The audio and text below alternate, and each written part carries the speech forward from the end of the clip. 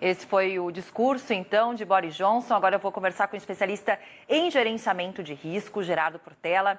Portela, bem-vindo por aqui nessa programação especial nossa do Band News TV neste sábado.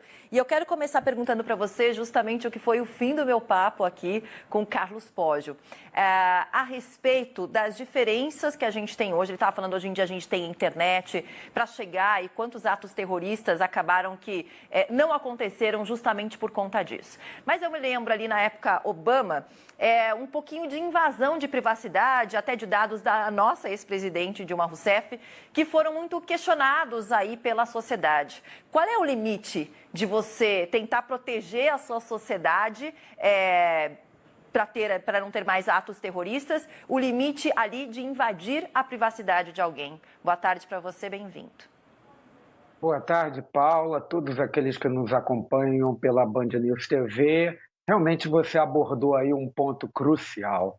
Mesmo há 20 anos atrás, nós já tínhamos um mundo muito mudado pela tecnologia disponibilizada. É bom lembrar que, apesar desse atentado ter sido assim, um atentado usando poucas pessoas, ele teve um alto nível de conhecimento tecnológico. Só para ter uma ideia, aqueles que conduziram as aeronaves utilizaram o Flight Simulator, que era um programa da época, que ainda está disponível, que era capaz de simular todos os aeroportos importantes do mundo e as aeronaves mais importantes. Então, aqueles que conseguiram colocar o avião ali em choque com as torres e o próprio Pentágono, eles foram treinados num simulador, eles jamais pilotaram aquele tipo de aeronave e conseguiram isso graças à disponibilidade de informação nas redes. Imagine o que aconteceu de 20 anos para cá. Isso se intensificou muito.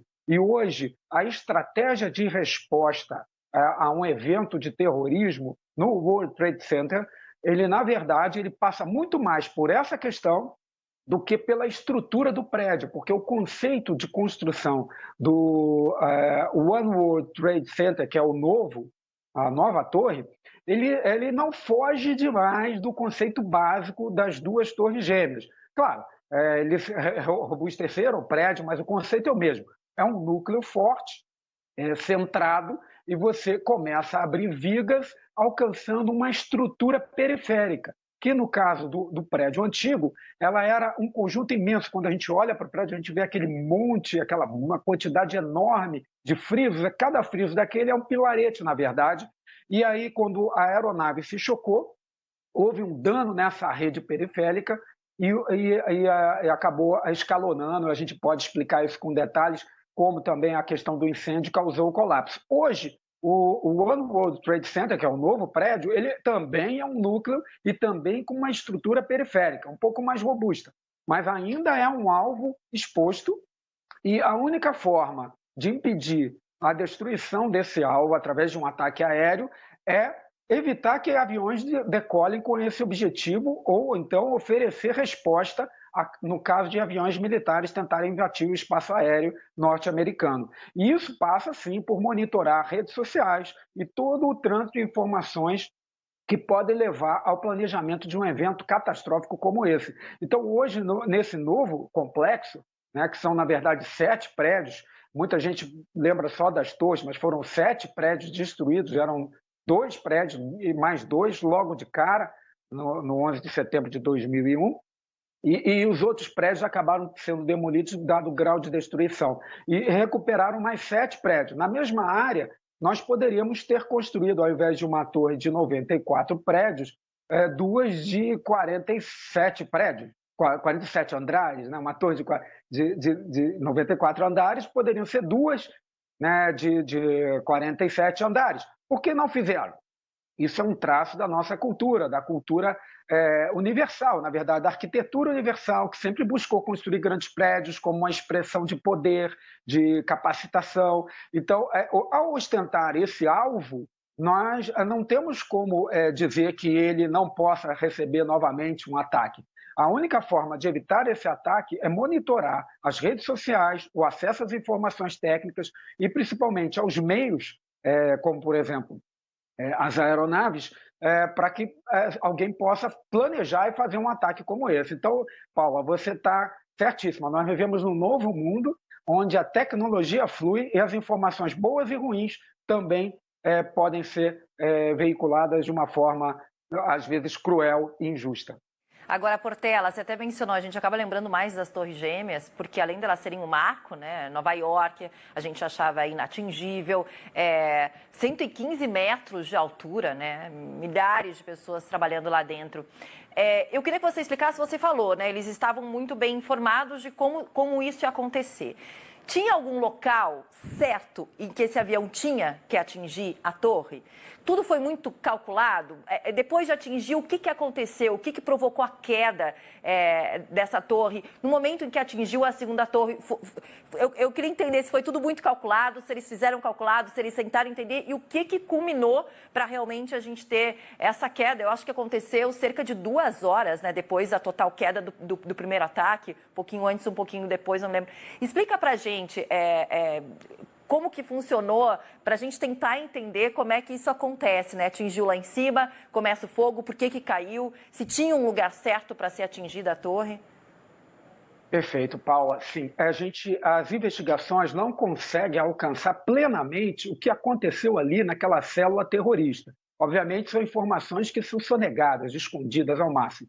Mas, sim, havia muito conhecimento ali por trás. A gente não pode saber exatamente qual o grau de conhecimento, mas eles sabiam que as aeronaves tinham potencial para alcançar. E é difícil você alcançar um alvo. Observe que eles atingiram da metade para cima, porque o alvo é cercado por outros prédios mais baixos. O ideal era atingir mais baixo, mas eles não conseguiram, eles atingiram o mais alto possível. E muito provavelmente eles sabiam, né, a forma de construção de grandes, não só o One World Trade Center, mas todo grande prédio, ele é, na verdade, uma manifestação artística também, de arquitetura, tentando demonstrar poder. Isso vem lá desde as pirâmides do Egito, vem desde da Torre de Babel. Então, tá na cultura humana construir grandes prédios. E esse era um prédio que ostentava o poderio dos Estados Unidos da América, tanto na parte econômica, eles sabiam disso, e sabiam que a construção, por ser um prédio desse tipo, tem um núcleo robusto, que a gente chama de envelopamento de utilidade, onde você tem lá um conjunto de elevadores, imagina, são 94 elevadores, quase um por andar, porque você não consegue percorrer o prédio todo, você tem que parar em lobbies. No caso do antigo prédio, eram 4 lobbies, então eles sabiam que afetando aquela região externa, cada friso daquele, na verdade, era um pilar, um pilarete, que substituía aqueles grandes pilares robustos que a gente vê, por exemplo, em prédios mais tradicionais. Então, eles sabiam que destruindo aquilo, e que eram pilares com um núcleo de aço carbono, a temperatura de uma grande quantidade de combustível, o avião acabou de decolar, estava cheio de combustível, seria um efeito cascata, iniciando primeiro com a destruição da sustentação, aí as lajes iam começar a cair, elas começaram a cair, sobrecarregando as lajes de baixo, a temperatura chegou a nível de 1.000 graus centígrados, acima de 723 graus centígrados, o aço perde completamente suas propriedades, então ele começa a flambar, começa a se decompor e perder a sua resistência. De tempo, no caso, teve um dos prédios que durou um pouco mais de 100 minutos. É impressionante, um prédio que durou décadas para ser planejado, projetado e construído, cair em 100 minutos, e o outro prédio caiu em menos de 1 hora. Então, é impressionante realmente como isso aconteceu, mas está totalmente esclarecido pela investigação que foi um conjunto de destruição estrutural imediata, com choque, acrescido de uma propagação de incêndio a níveis de mais de 1.000 graus, destruindo a estrutura metálica, porque grandes prédios desse tipo precisam usar muito aço para tornar até mais leve e ocupar menos espaço. O concreto ele ocupa muito espaço, então você usa o aço e faz um revestimento nele. O revestimento se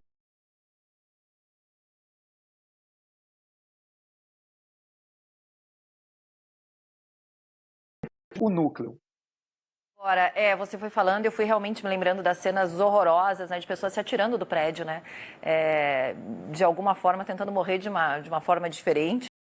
falou da fumaça, difícil respirar. Lembrei também muito do trabalho dos bombeiros, muitos que acabaram perdendo as suas vidas nesse resgate e muitas pessoas que acabaram perdendo as suas vidas depois também, né, Portela, por conta da fumaça. A gente dá ali quase 3 mil mortos, mas na verdade esse número passa de 3 mil mortos porque pessoas acabaram morrendo como consequência dias e dias e dias depois por conta da fumaça. A gente estava falando, o prédio era alto, então, como você falou, acabou não atingindo como gostaria, o local que gostaria, esse avião, justamente porque tinha outros prédios em volta. Mas a gente tem agora o One World Trade Center, né? Um prédio ainda mais alto. Eu estava dando uma olhada aqui, são 541 metros, né? Como que a gente consegue garantir hoje em dia, se é que tem como, essa segurança, como você falou, além de tudo, é um prédio arquitetônico, né? Algo que as pessoas vão lá para visitar. Tem protestos muito no One Trade Center. Inclusive, quando eu fui lá a última vez em Nova York, estava tendo protesto lá dentro contra, no momento, era presidente ainda Donald Trump. Como que a gente tem como garantir risco, né, de um novo atentado pela altura e justamente pela diferença de outros prédios que ficam em volta, ou quando você vem andando por Nova York, é uma diferença gritante, né? Perfeito, Paula. A sua descrição é aquilo que causa ansiedade, né, nas pessoas, porque é um perigo real, é um perigo imediato.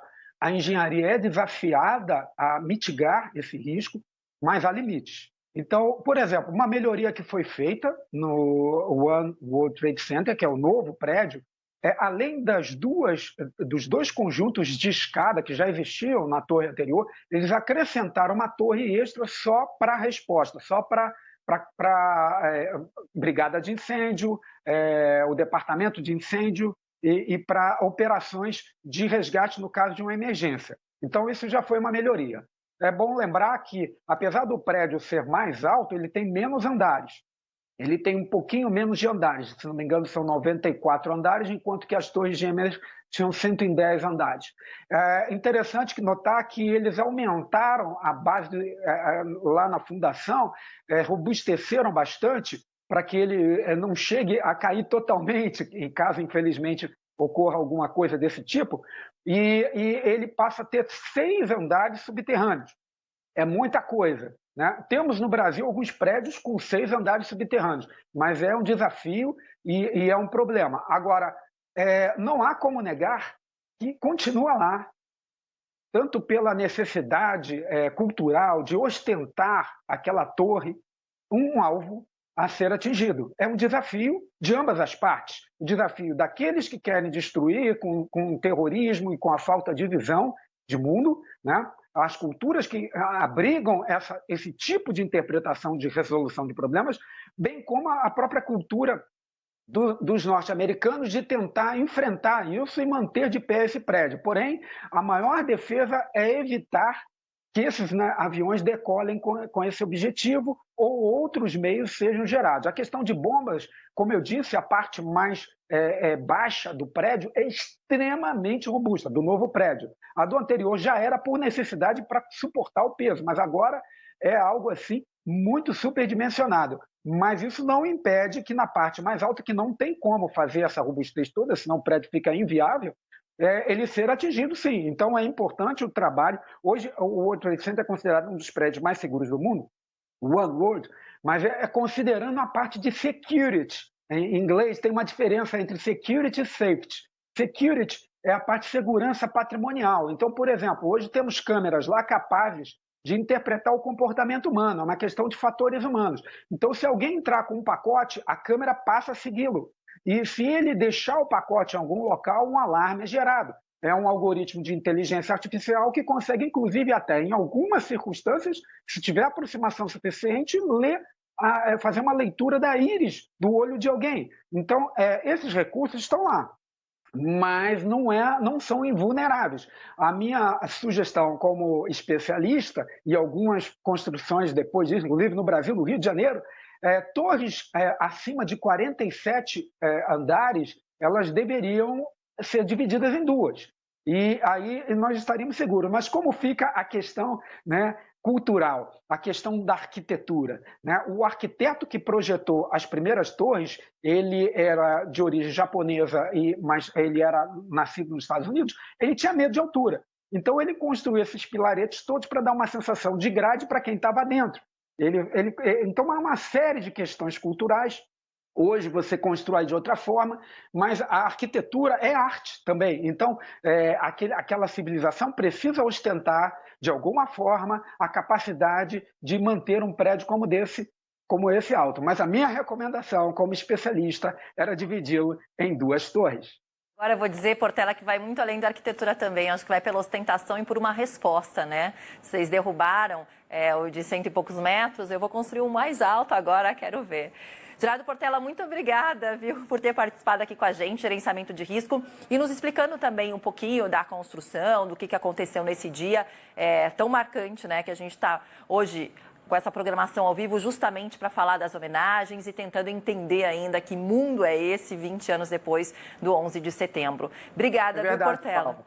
Eu agradeço e finalizo só dizendo que nós lembramos desse acidente, nós sabemos o que aconteceu há 20 anos, que essa informação é importante para a sobrevivência de todos nós.